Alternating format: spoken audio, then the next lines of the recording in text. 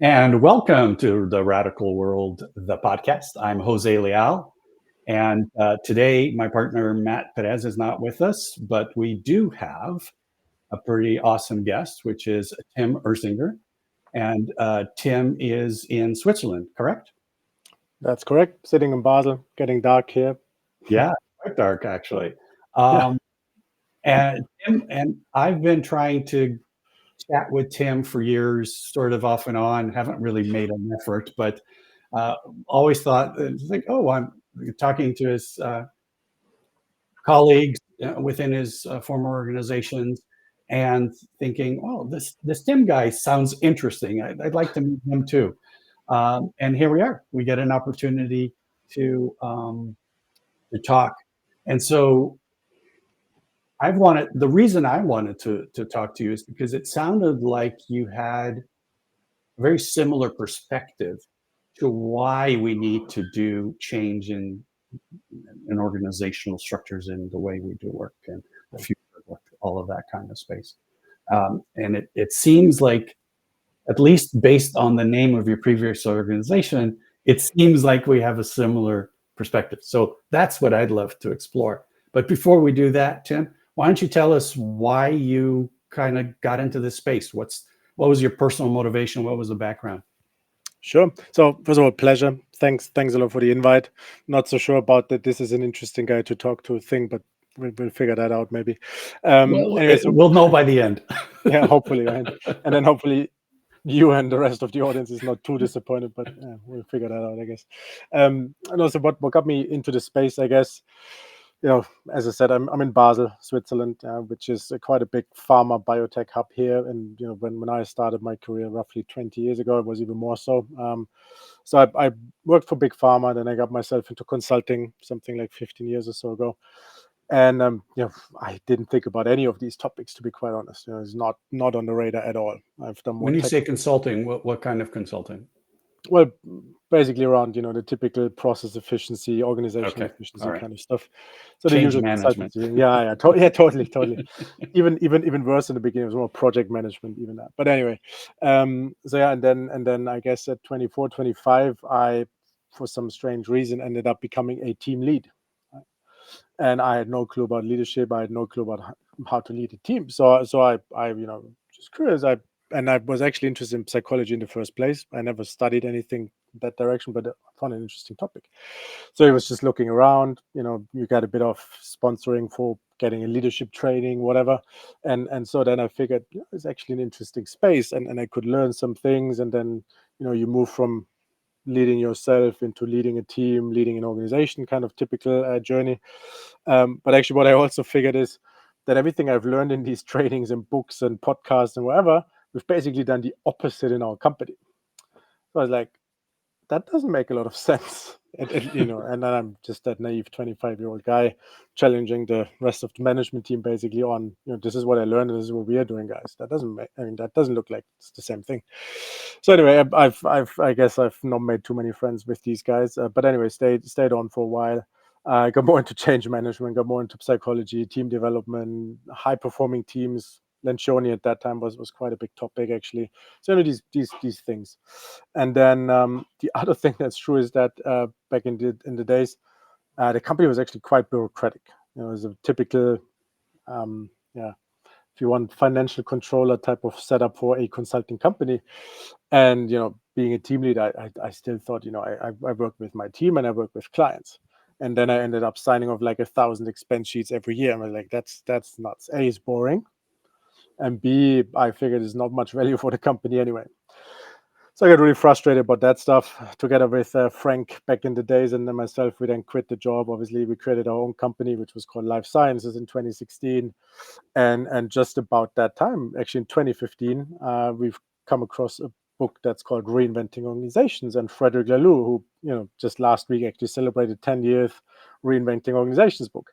So anyway, I've read that over the summer in 2015 and thought, well, that's somewhere between naive and exciting what he's describing there. And then at the same time, you're like, well, we're about to start our own company, so what better opportunity do you have to just try out some of these concepts? So basically, we got hooked into Teal and self-organizing companies and all that. And since then, 9 years from here, basically, we I'm about that stuff is holding us back in many ways. I'm convinced that organizations struggle with bureaucracy. So yeah, here we are. That's in a nutshell.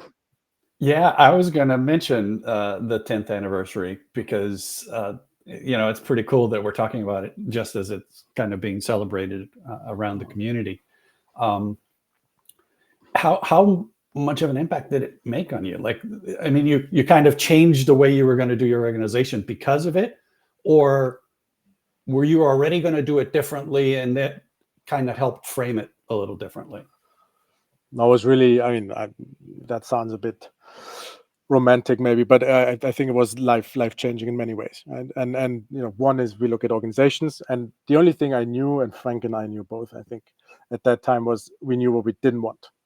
We had no clue how different could look like. So Frederick and his book actually helped shape a bit of an idea, I guess, and helped us kick it off, try out things and whatnot. But I mean, Frederick's obviously focused on the organizational consciousness part. But then if you dive into some of these concepts, if you look at wholeness and also the tension-based management and these kind of things, then obviously, if I look at my personal development journey and some of these more uncomfortable insights that I gained over the last 10 years or so, that's been obviously life-changing as well. So I do look at the world differently. I'm quite sure. Yeah. So you chose to talk about beyond bureaucracy and ego organizations. What does that mean to you, ego organizations? We'll start at the back and move forward, or move towards the front. Fair enough. I mean, first of all, there's probably a more philosophical discussion around: are we all, as human beings, driven by some kind of egoistic ideas? Even if you are, altruistic from an outside perspective, do you do that to, feed your own ego in a sense of I am needed, I feel like I'm needed, kind of stuff? So this is a bit of a fundamental belief that I have, is like we all do things from egoistic ideas, and that doesn't hurt as long as it's coming from a mindset of abundance, from a growth mindset, and these kind of things, I think. Now, the other observation, and as I said, I'm coming from the big pharma world, but any big corporation really, the bigger the corporation gets, the more ego and politics comes into the game. And even in our small consulting company, whatever, 10, 15 years ago, only 100 people, so it's not tremendous organization, but many of the things were driven by, let's just say, individual belief sets, like individual wealth, career, status, whatever it might have been. Right? And what I figured is that's not necessarily always or actually rarely is it the best for the organization, for the broader good. Now that's even just looking at an organizational lens. If you look at the last few years, then we are discussing more and more the societal lens as well. The multi-stakeholder kind of setup, or even just triple bottom line and these kind of conversations. So I do think, if you look at the world around us, then it's obviously driven by consumerism and by ego and, bigger, faster, that kind of stuff. So one of the things that, that leads me to a whole bunch of different questions and comments and thoughts. But the first thing that, and maybe we're jumping into the pool here in our conversation, but do we need organizations anymore, really? Like in the form of something that is independent from us? And I'm not saying about changing the status quo in the world of business, because obviously the status quo is the status quo and it will continue for a while.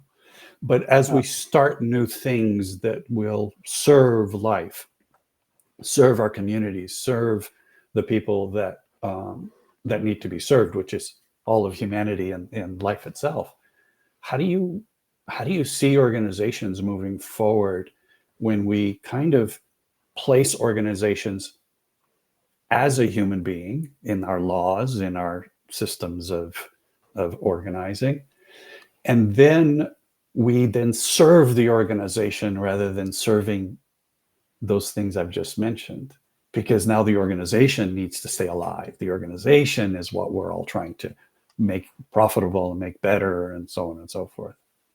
Yeah. And I guess it's probably depend a bit on what's the definition of what an organization is, and do we need that thing, or not. There's things that we've seen the last decade around the gig economy, a lot more decentralized and democratized setups, blockchain, obviously, DAOs, DAOs, right? these kind of things. And I do think there's a human need for belonging and for community. Absolutely. And now the DAO colleagues would probably say, Tim, you didn't get the concept, but I would say I'm not sure if DAOs get us that, for example. Right? Totally Now, agree with that. so and I'm sure we can have proper conversation on that. But that's my personal belief. So having said that, I do think there's a need for some kind of thing that we would probably Community. call an organization, which is built on community, which is built on belonging, which is also built on a broader sense and impact or purpose, you could call it, if you use Frederick's words from from the Reinventing Organizations. So that I do believe we will need. Now, that said, our economic system and global economy is not built on any of these. Right?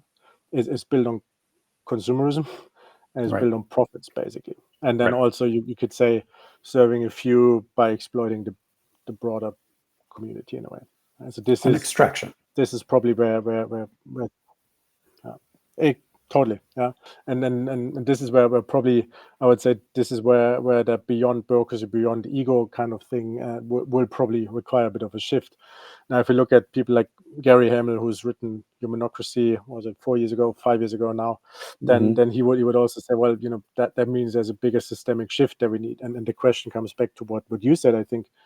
Is that going to happen? When is it going to happen? At which scale is it going to happen? And this is a bit, I guess, one of the bigger. And I'm actually curious to hear your view how COVID, for example, accelerated or decelerated in the last 2 years that kind of trend or not. And that's one of the big questions, I think.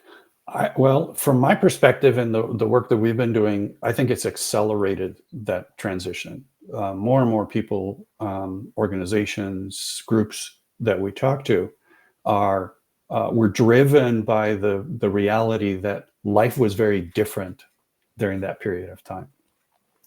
And that going back into the rat race really felt different because they had the opportunity to back away from it and going back into it, the commuting, the time checking, and this, you have to be here at 9, yeah, you have to leave it, all of the kind of stuff that for a lot of us we don't feel that anymore.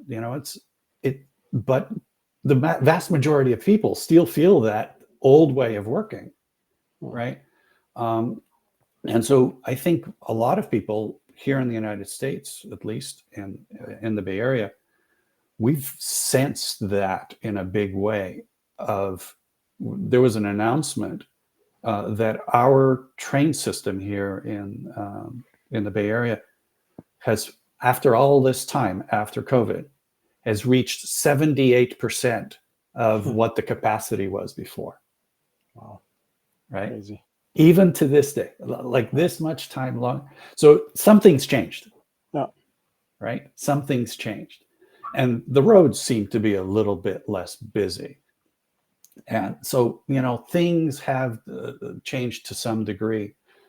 And the number of organizations that have tried to force people back into the office, right? I don't know if you've heard the story, but there was a story, one of our banks here in the United States, I can't think of the name of it right now, but it'll come to me. One of the employees that they forced to come into the building because, you can't work from home anymore. You have to come back in. That person actually didn't work with a team, not a local team. Her team was distributed. So she was working by herself in a corner of some floor of some building that she had to travel to for an hour and a half or 2 hours. She died. And they didn't discover her for 4 days. Wow. So that's a kind of proof of what's happening, right? Where there's the disconnect and we don't know how to follow the old system and still honor the human needs, right? You talk about belonging. Belonging wasn't being served, right? But that was the intent, is that you're going to be able to too many quotes. But that was the intent of the old system, is you be in here because you're going to work with your colleagues, even though she wasn't. So I, I agree with you that a lot of these changes are happening and have been happening. And you mentioned, Gary's work and, the reinventing organizations and the teal movement and all of these other things that are happening. And there's two scales, right? There's we need to make some improvements in the way we work, how we organize ourselves, how we do meetings, how we do all of this stuff. And a lot of work has been done on that. My sense is that work kind of takes 2 steps forward and 1 step back when it meets the reality of the organization, because the organization hasn't really changed. Some processes have changed within it, some approaches, but the organization hasn't really changed. And you bring in somebody in, and things are back to the same kind of thing. First of all, do you agree with that? And second, how do we make change that's more fundamental than the tweaks and the adjustments and the approaches that we've been doing? Many of us have been trying for a few years now, some of us for 10, 15. Doug from Morningstar Farms, he's been at it since the 90s, right? And doing a lot of work. How do you see that? Because I see that there's a lot of stuff being done at this level, but it needs a change in that other level for it to really be able to have staying power and not just be sort of for the moment. Yeah. No, and totally with you. And I think so. I had a conversation with Gary Hamel 2 or 3 years ago, and I'm not sure if he would still say the same, to be honest. But back then he said, you will not be successful in transforming, for lack of better word, an organization, because the system around the organization is not built for that kind of idea. Right? So that level of consciousness of the organization, like Frederick would probably describe it in Reinventing Organizations, is quite useless, at least to sustain that idea, if you have a system, let's just call it global economics, that is not built on that consciousness level. Right? And I actually had a conversation with Bill Anderson, who's now the CEO of Bayer and doing this dynamic shared ownership thing that's quite visible these days. Whatever, 5-6 years ago, when he was still at Roche here, and we discussed the question: is there like a critical mass, like a point of no return? Doesn't matter what Tim or Jose think, right? If there's like 15,000 people, 10,000 people, 20,000 people in the organization work differently, you're beyond that point of no return. Right? And back then I said, Bill, I do think there is that point of no return. You've just gone too far. And actually I would disagree now with myself, like whatever, 5-6 years later, because I do think that it's dependent on a few people at the top, because of how the system and how the economic system is built, actually. Right? And if you look at Roche, if you look at ING Bank in the Netherlands and Belgium, if you look at all sorts of companies across the globe, in fact, it's always dependent on that consciousness level of that individual kind of at the top of that organization. Right? So, and now if you mentioned the work from home kind of thing, Dell, for example, just this week announced that you got to be back in the office. And Dell is obviously a technology company. So I guess you have more of these individuals that you described for that bank, where it's like, you work globally anyway, you work virtually most of the time. So what's the point? And I do think it's like, the level of uncertainty increases in global economy, with all the wars and everything going on, but also interest rates and whatnot, inflation. Yeah. And the higher the uncertainty is, the more people try to control something that is obviously an illusion to be controlled. But, you still try that. It's kind of a human instinct, I guess. So if you then have, corporate leaders, if you want to call it that way, who've not, thought through that stuff, or wouldn't be at that, conscious level. If you ask Gary or Frederick, probably, then I would say you revert back to the patterns and themes that you know.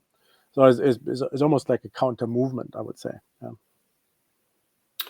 Yeah, and I agree with Gary that we need, in order to change. So I started where I think you may have started, which is, if we change the way we see each other and act with each other, things will be different. And the organization will come secondary. Yeah. And I evolved to, and this speaks to Frank's point, a higher purpose is great, but a higher purpose within a jail cell is horrifying, right? Like, imagine having a higher purpose, but you can't move outside of the jail cell, right? And now what do? I can't express that higher purpose because I'm confined, right? And thank you, Frank, for your comment. And it's, for me, there's a third step now emerging for me, which is, yes, it is about purpose. Yes, it is about serving life and us wanting to serve life in a way that we each can and want and have the desire to do uniquely.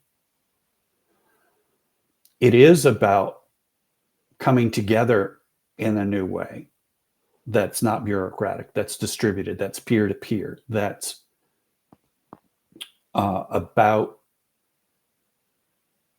a sense of transparency of each other's purposes and recognizing the value that we bring to the table, rather than sort of creating a purpose that drives us to do things, sort of like we're following a purpose again, rather than allowing our own purpose to drive what we're doing.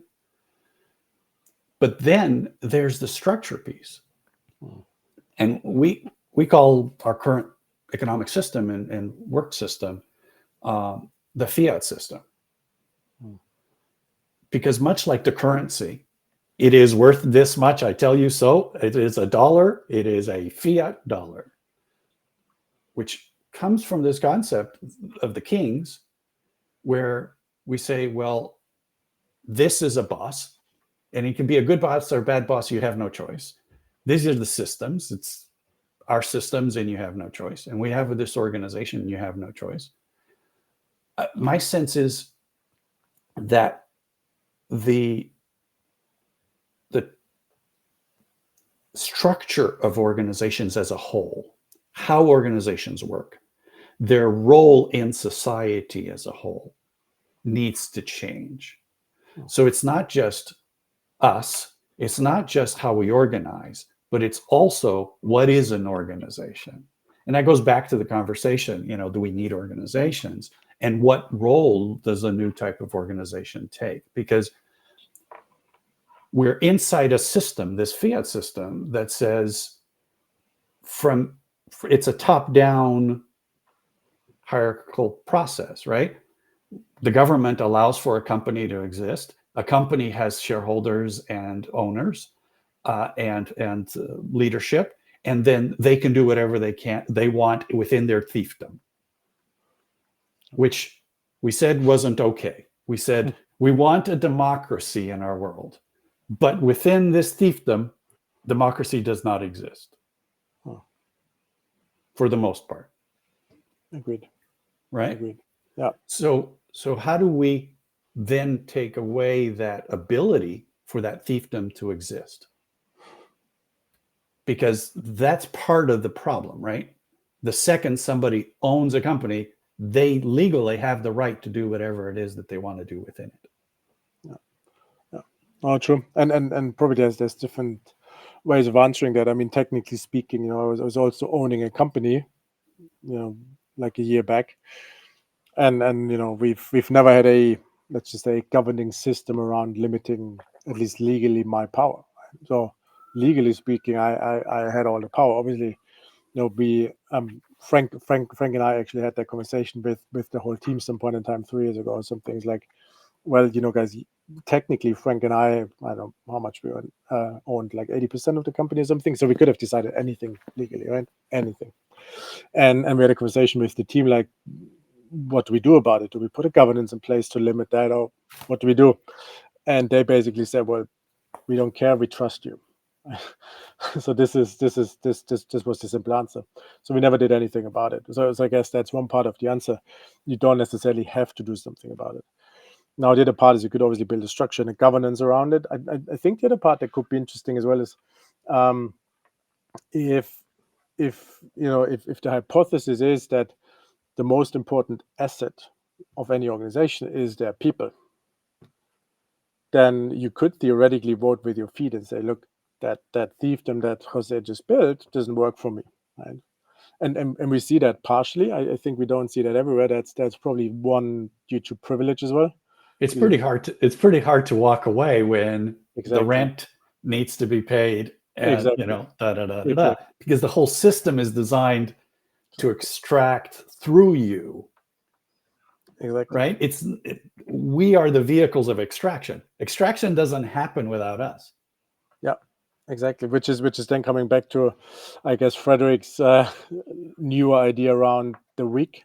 This more sustainability oriented story there, where he basically says, if you want to change that, many of these things actually, then the only thing is you need to have a paradigm shift away from more and more and more and consumerism, basically, to get one step back individually as well on what do we actually really need. Like, do I need to have all of these gadgets and things and whatnot? Do I really need like 5 cars and I don't know, whatever else, right? So that's a bit the other kind of the theory that's there's is like, okay, we all talk about that higher consciousness, and then I'm sitting there with my whatever 20th phone of these ones, right? Right. So Right. does that actually fit the picture or not? Right? So No, this is also I an want to say interesting mine is a little bit smaller and older. Fair enough. But no different, right? Exactly. We're all guilty of the same thing. So what we're saying is it's a systemic thing, and tweaking an enclosed part of the system, making it a little bit better, doesn't change the system. Correct. Right? No. It isolates to some degree from the system, but it doesn't change the system. It simply isolates to some degree. Exactly. And Which is then part of the conversation, which is, do we need an evolution, or do you need to make the old system obsolete and replace it by something new? And there's quite some people actually would say evolving the current system is not possible. You need to replace it with something better. Yeah. well, and Frank is commenting about AI tools and so forth. Any idea of changing the system by people, I don't think was possible until all of the technology and the tools that we have today existed, and the level of education. Right? When Taylor was doing his thing, huge amounts of people were coming from farms with 1 or 2 years of education, going into factories and not having structure other than that live structure of living in a farm. And to make it work, that structure, some kind of structure, needed to be established. It was pretty harsh structure, in my opinion, the way that it was designed, the way that it was thought of, but it got us to this point. No. Right? We're in an inflection point, and that as Frank is pointing out, the capabilities we have now of this inflection point is the point that allows us to move forward. And Frank, I'm not saying that organizations aren't necessary. What I'm wondering is it okay to have an organization that has more power than people and is tied to the system so strongly that, again, changing anything within the organization really does not change the system, right? And can we actually alter the way we see an organization, right? I personally have this view that a new kind of organization is necessary. And you've been around this space quite a while. You've played with this for quite a while, and you're working now with EY to do some of this research, to do some of this work. My sense is, if we think of an organization not as a thing, but as a happening that's fluid, that's reactive, that comes in and melds like a murmuring, where more people come into this organization and then leave and then come in when it's necessary and join together when it's a nice warm night out. But then disband when they need to go and do the thing and then come back. And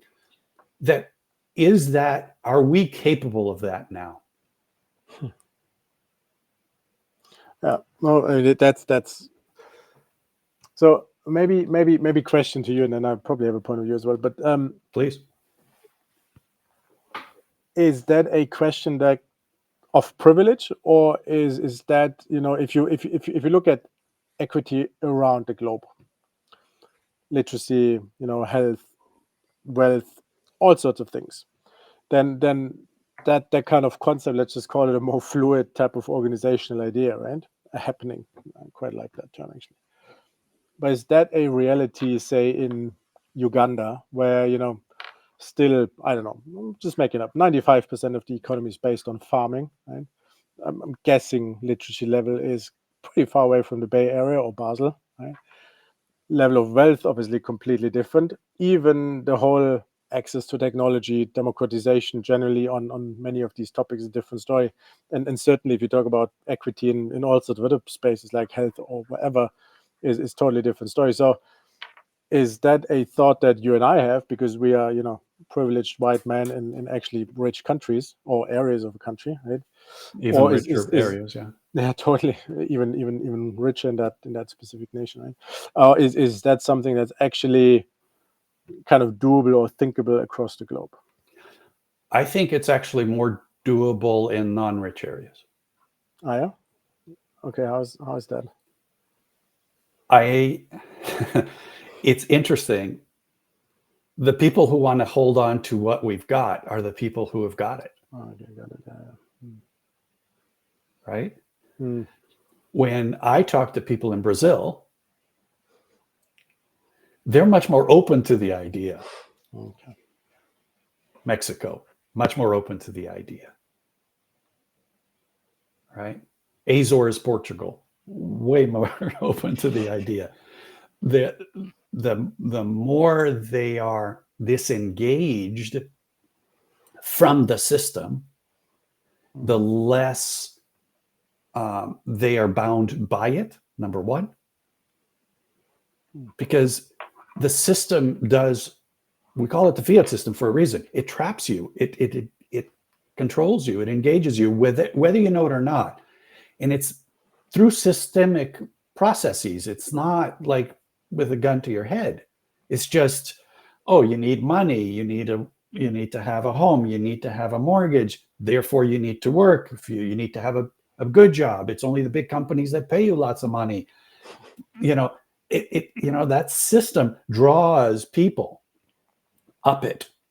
And the further up they are, the more trapped they are. Oh. And so my sense is that in some ways, the extreme low end of what you described, there are experiments going on right now in Kenya with community currency. They're not happening here in the States. Wow. Right? They're happening there because there's flexibility in the system. And people with their phones are able to exchange currencies, regular cell phones, not smartphones, exchange currencies and pay each other for activities that are happening, building homes, doing farming, so on and so forth. But what's your opinion? What do you think? So obviously not a straightforward black or white question, I think. Of course, of right? course, of course. But I think you're right. I mean, if you think about it from pure change network analysis type of theory, right? Then you would say, well, true change has to start in the periphery and not in the center, because the center is too much to lose. It's always change starts in the periphery, and once you created enough kind of gain, then people in the center will go, oh, I can't miss that train, right? Because then I look stupid, I would lose everything and whatnot. So from that perspective, it makes sense. Now the other question is, the equity or the privilege question, I think, comes in on literacy and educational level, right? Because you and I, we rich enough, we just sit around, read books, and get into all of these theories, and then we came up with new models. Now, if my sole focus of the day is to survive somehow the day, and get a little bit of food at least, then it's a whole different story, I think. So I would agree. There's less risk, in a sense, making the system obsolete that doesn't work for me, doesn't feel dangerous, right? And at the same time, I'm probably kind of in my day-to-day hamster wheel, if you want, much more so I can't rethink the system. Back to Gary Hamel's point of, you can't evolve, you just need to make it obsolete, right? So that's a bit the question, I think. Yeah. And that, I agree with that completely, right? It is about, it's not about transforming what we've got, and it's not about breaking it down. It's about letting it die a slow death, because it's no longer serving us. That's the game, right? It's not about, we know it's no longer serving us. We know, that gig work and other forms of organization are emerging for a reason, right? Because it's possible, because the technology provides for it, and so on and so forth. And for me, this idea that organizations we've created this world where we say there is an organization, that organization has this power, has this ability, has more power in many cases than governments. Great. And we can't have any influence on that organization. We can to some degree in governments, and yet, the most powerful organizations, really pretty much no one can play with them. So to me, there's a disconnect between the type of work that we've been talking about, making organizations internally less bureaucratic, less about people's egos, and still having an organization that's structured in that way. And for me, then the question is, how do we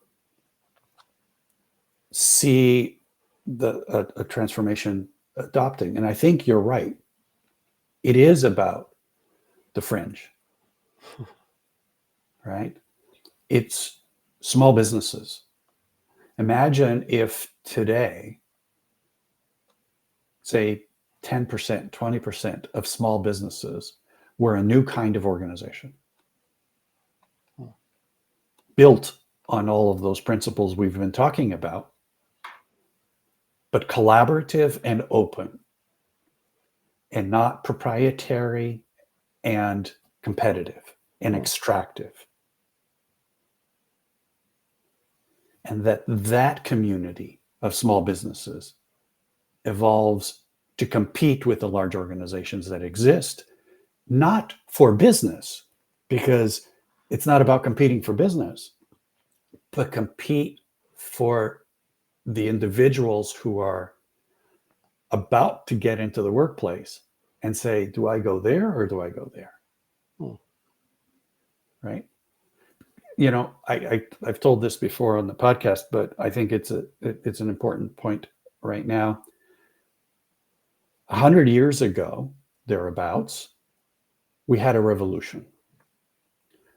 In 1905, we had 8,000 cars in the United States. By 1920,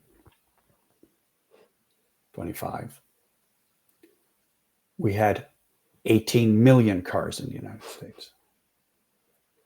in a period of roughly 20 years, millions of horses became unemployed. Millions, literally millions of horses became unemployed. Not because anybody was trying to kill horses, but because any young family that was going to need a mode of transportation by default picked the better mode of transportation.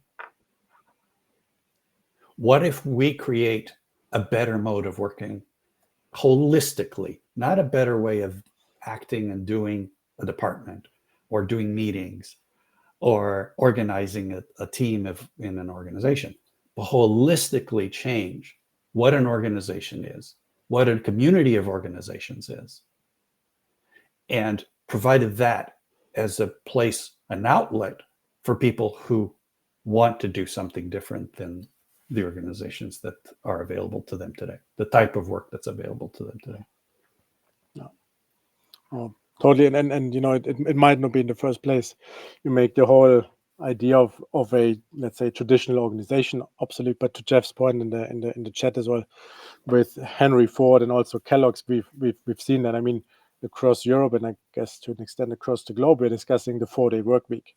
Mm-hmm. Well, actually, Kellogg's had that in the 1930s already, right? And then went away from it for certain reasons, but basically they had that already. Or before Henry Ford went to the 5-day work week, we had usual 7 days. Mm-hmm. No, Mm-hmm. nobody will question why we have a 5-day work week these days in most places, right? Right. So there's also that part. We always talk about making systems obsolete, which I think makes perfect sense, but the system mightn't always be the organization, whatever that is, right? Might be a certain concept within organizational life or work life or something like that as well. Yeah, and I would argue that if we mandate a 4-day work week, then we're going down the wrong path again, right? That it needs to emerge that I have enough within 4 days and that I have the flexibility to live within that paradigm. Otherwise, we're back to the same thing. Let's go 4 days, but I want to work more, and nobody wants to hire me for more, and so on and so forth. Exactly. This has been a really nice conversation. I hope it was for you as well. I certainly enjoyed it. Definitely. Thank you. It's really nice new insights, things about that I've not necessarily think about every day. So really enjoyed it. Thank you. Well, from the beginning, I had hoped that we would end up with something more than what we started with, and it sounds to me like we did. I think so. And I appreciate your thoughts, and I appreciate your sense that it is more complicated than the things that we've been as a community all trying out, and how do we take it to the next level? How do we step up as a community again?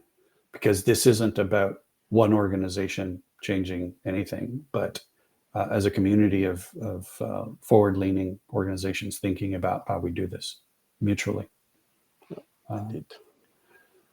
Well, thank you for the work that you've been doing. Thank you for the thinking you've been doing, and thank you for taking the time to join us here today, because I think we've had a conversation worth thinking about, worth pondering, and possibly worth rehashing maybe in a few months, just to see what has evolved since then. Absolutely. Thank you for the invite as well. Pleasure, and happy to come back in half a year and then say the opposite of what I said today. Probably. It's not wrong to say something different. It's only smarter to say something different as you evolve. We usually stop at 40, but it's been a little bit longer because we've had a good conversation. So, Tim, again, thank you very much. And hopefully we'll see you in 4 or 6 months. Absolutely. Thank you. Okay, cheers. Cheers. Bye. And thank you to everyone's comments. Oh, yes, we do have a guest next week. Thank you, Carlos. Next week, we've got Joanna Stanisveska, who is a marketing director at Crunch Geek. Joanna and I have had some conversations around how do we see connection as part of this transformation that Tim and I talked about today. Tim and I mentioned meaning, and meaning comes through connection.